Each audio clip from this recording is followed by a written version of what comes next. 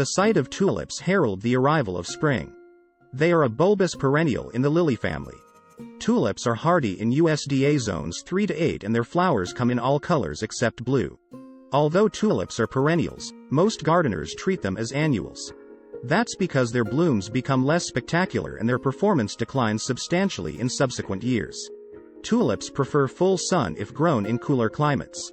Plant them in partial shade in warmer areas. They do not tolerate heat and their flowers will fade faster when soil starts to warm up. Plant tulip bulbs in the fall 8 weeks before the ground freezes.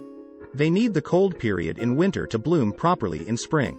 Plant the bulbs 8 inches deep in the ground with the pointed end up in well-draining fertile soil and water thoroughly. Space the bulbs 4 to 6 inches apart.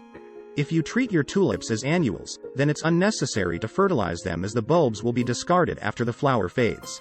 But if treated as perennials, it's beneficial to feed them with high nitrogen fertilizer. Cut off the flower stalks immediately after blooming and leave the foliage to die back on its own in late summer, as this helps replenish the bulb's energy for next year's flowers. Voles, moles, squirrels and groundhogs find tulip bulbs irresistible and will eat them. If this is the case in your area, consider planting the bulbs in buried wire cages.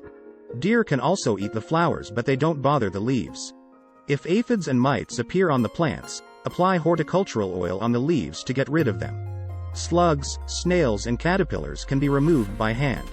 If you are planning to add tulips in your garden, consider planting the bulbs in masses to create a visually stunning display.